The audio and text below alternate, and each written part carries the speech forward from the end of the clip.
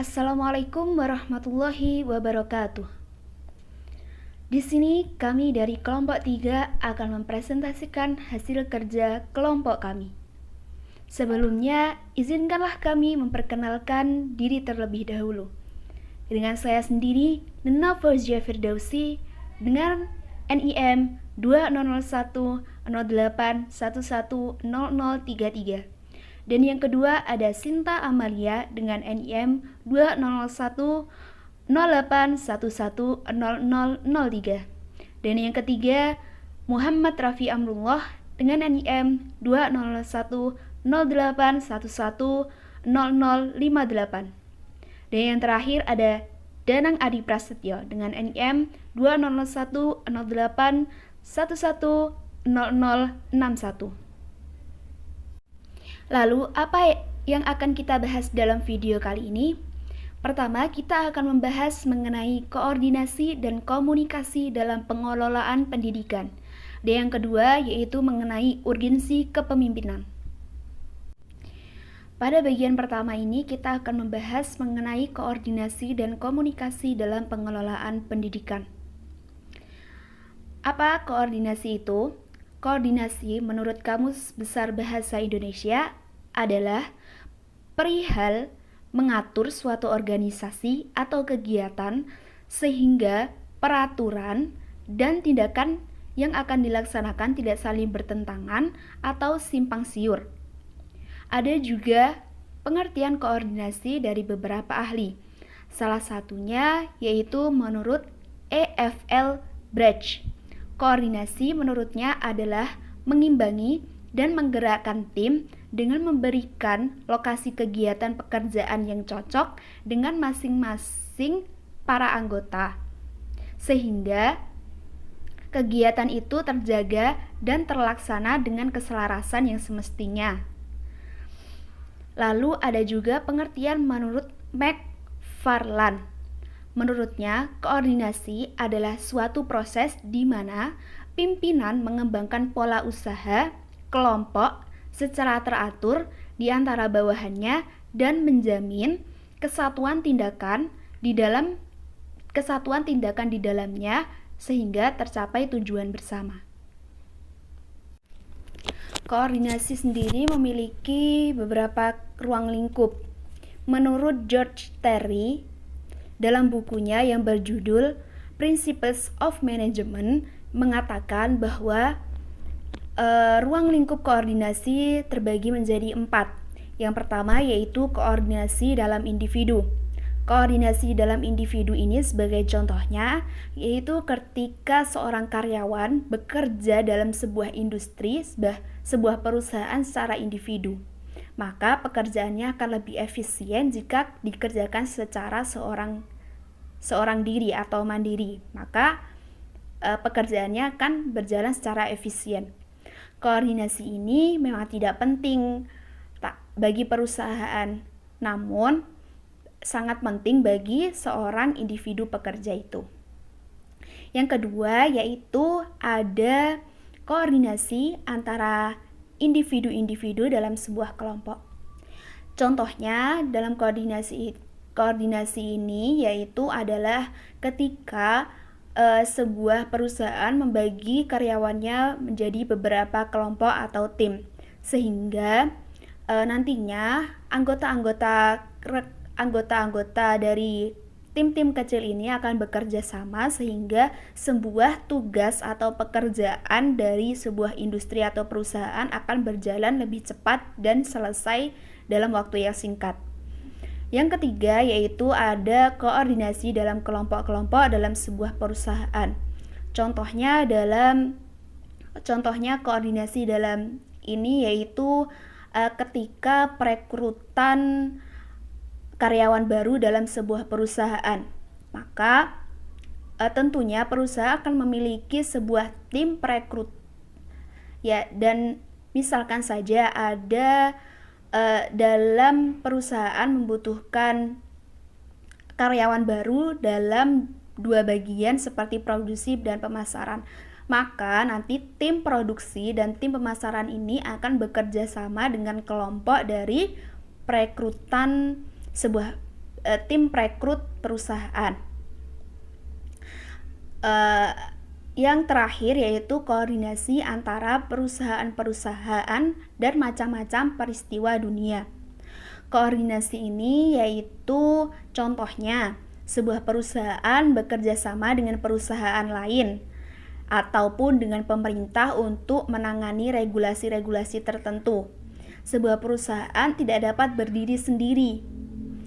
Misalnya saja contohnya yaitu ketika ada pabrik semen ingin mendirikan sebuah perusahaan, maka dia harus mengkoordinasikan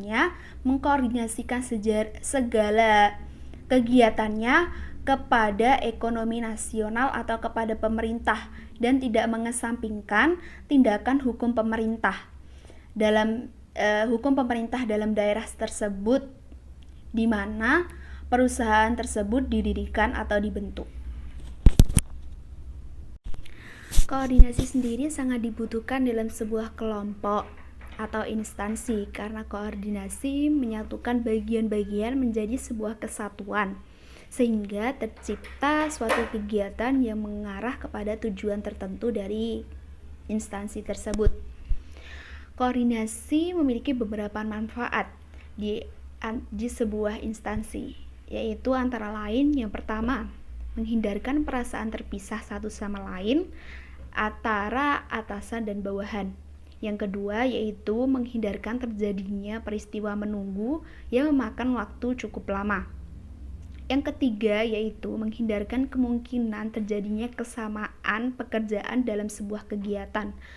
Yang terakhir, yang keempat yaitu menghindarkan perasaan atau pendapat bahwa dirinya memiliki tugas atau jabatan yang paling penting.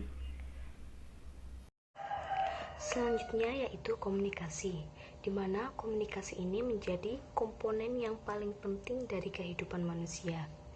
Beberapa ahli berpendapat mengenai komunikasi, bahwa komunikasi adalah proses dengan mana simbol verbal dan non-verbal dikirimkan, diterima, dan juga diberi arti. Sementara itu, pendapat lain mengatakan bahwa komunikasi ini sebagai proses pernyataan seseorang. Hal yang dinyatakan itu adalah pikiran atau perasaan seseorang kepada orang lain dengan menggunakan bahasa sebagai penyalurnya. Jadi, komunikasi ini merupakan proses penyampaian sebuah pernyataan oleh seseorang kepada orang lain, yang berarti komunikasi ini harus dilakukan oleh minimal 2 orang dan terlibat dalam komunikasi tersebut adalah manusia. Komunikasi ini memiliki beberapa prinsip. Yang pertama yaitu sumber, di mana sumber adalah seseorang atau kelompok yang berinisiatif menyampaikan sebuah pesan. Yang kedua adalah pesan itu sendiri, yang dimana isinya adalah informasi yang berupa lisan maupun tulisan seperti angka, gambar, dan lambang yang akan diberikan kepada receiver. Yang ketiga yaitu saluran, di mana saluran ini merupakan media untuk menyampaikan pesan dari seseorang atau kelompok. Yang keempat adalah receiver, yaitu penerima pesan.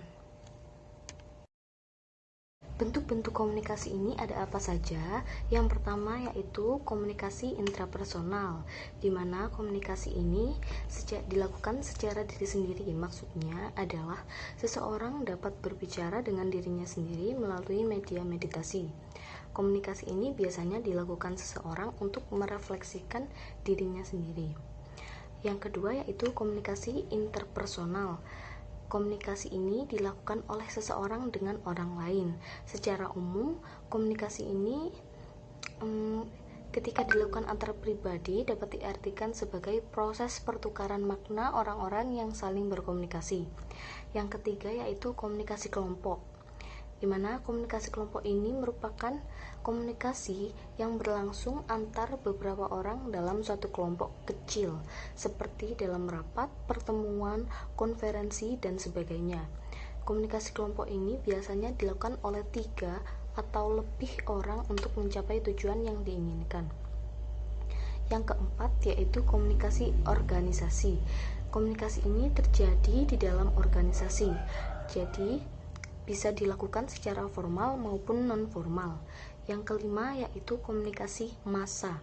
Komunikasi yang dilakukan dengan media cetak maupun elektronik, yang merupakan sebuah alat komunikasi yang dapat menyebarkan pesan secara bersamaan dan cepat kepada receiver.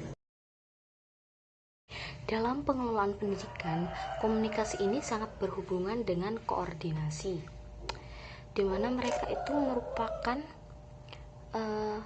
sesuatu yang tidak dapat dipisahkan.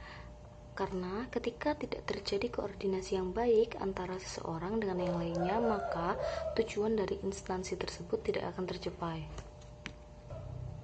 Di mana komunikasi yang menjadi media antara seseorang untuk memberikan informasi kepada orang lain, baik berupa tulisan maupun lisan, sedangkan koordinasinya adalah hubungan antara seseorang dengan yang lainnya untuk menjalankan tugas agar tujuannya tercapai.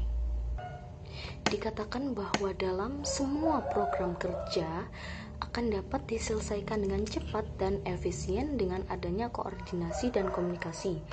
Jika yang bekerja dalam sebuah instansi hanyalah satu orang tanpa adanya bantuan dari orang lain, maka tujuan dari instansi tersebut akan menunggu waktu yang lama. Jadi, dengan adanya komunikasi ini, hubungan antara manusia satu dengan yang lainnya, atasan dan bawahan, ini akan tidak terpecah dalam instansi tersebut. Jadi, di dalam sebuah instansi tidak dibutuhkan seseorang yang pandai bicara dan aktif, namun dibutuhkan seseorang yang mampu menjalankan sebuah instansi bersama dengan orang lain yang berada di instansi tersebut untuk mencapai tujuan bersama. Sama halnya dengan yang terjadi dalam mengelola pendidikan di suatu sekolah.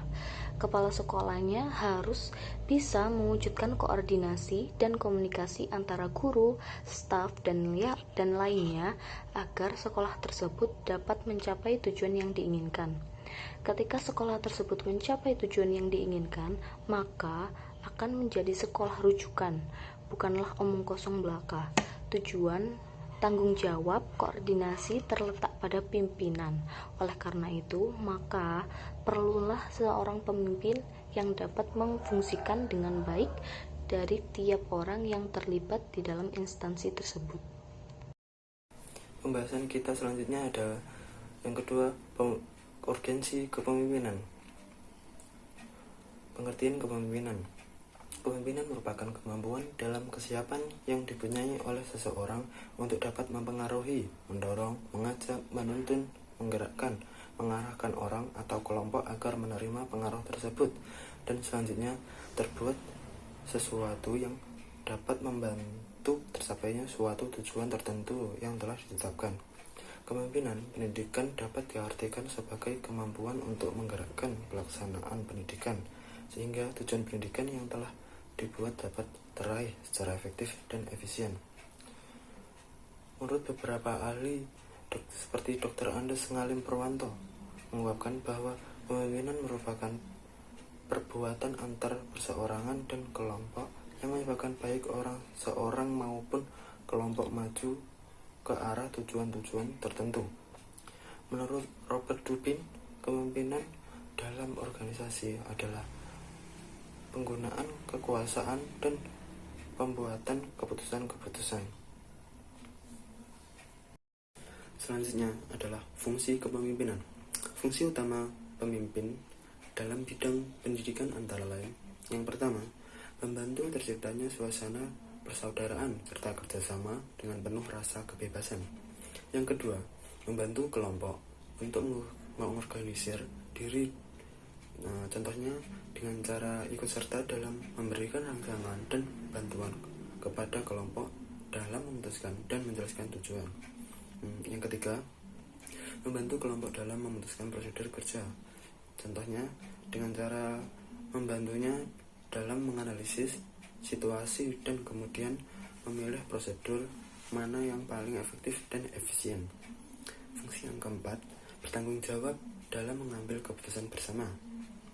Fungsi yang kelima, yang terakhir, yakni bertanggung jawab dalam mengembangkan dan menegakkan keberadaan organisasi. Yang selanjutnya ada tipe-tipe kepemimpinan.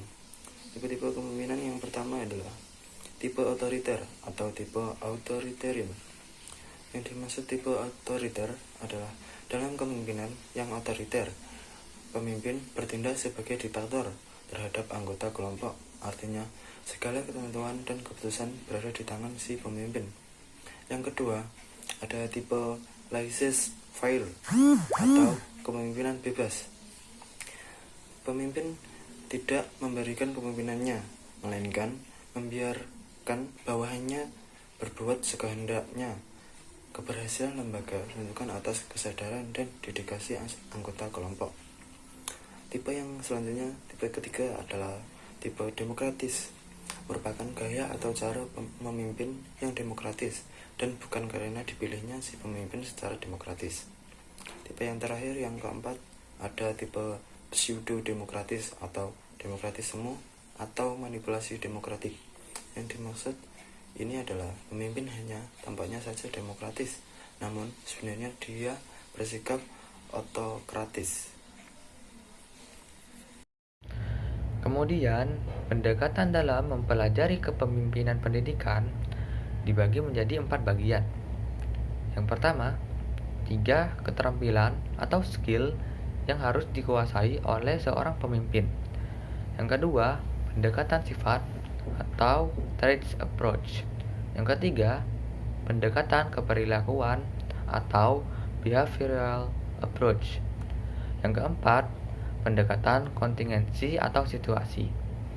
Yang pertama, 3 keterampilan atau skills yang harus dikuasai oleh seorang pemimpin. Itu dibagi menjadi 3 bagian. Yang pertama, human relation skill, yaitu kemampuan berhubungan dengan bawahan. Yang kedua, technical skill, yaitu kemampuan menerapkan ilmunya ke dalam pelaksanaan. Yang ketiga, conceptual skill, yaitu kemampuan dalam melihat sesuatu secara keseluruhan yang kemudian dapat merumuskannya. Yang kedua adalah pendekatan sifat atau traits approach.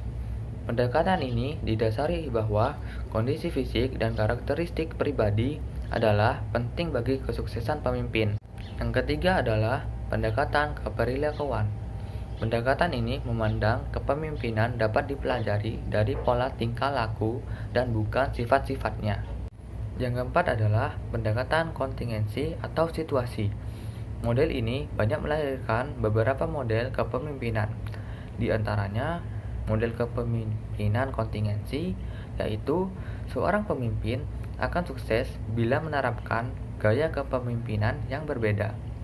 Yang kedua, model kepemimpinan 3 dimensi. Karena dalam pendekatan ini menggunakan 3 kelompok gaya, yaitu gaya dasar, gaya efektif, serta gaya tidak efektif. Dan yang ketiga, teori kepemimpinan situasional. Pemimpin yang efektif tergantung pada taraf kematangan pengikut dan kemampuan pemimpin untuk menyesuaikan orientasinya, baik orientasi tugas maupun hubungan antar manusia. Lalu, gaya kepemimpinan terdapat 4 macam, yaitu telling, selling, participating, dan delegating. Telling yaitu perilaku pemimpin dengan tugas tinggi dan hubungan rendah. Kemudian, selling yaitu perilaku pemimpin dengan tugas tinggi dan hubungan tinggi. Kemudian, participating yaitu perilaku pemimpin dengan tugas rendah dan hubungan tinggi. Dan yang terakhir, delegating adalah perilaku pemimpin dengan tugas rendah, tinggi, dan hubungan rendah. Kemudian, urgensi kepemimpinan dalam pengelolaan pendidikan. Guru, wali kelas, kepala sekolah, pengawas, kepala kantor bidang pendidikan dalam semua tingkatan, dan lain sebagainya merupakan pemimpin pendidikan.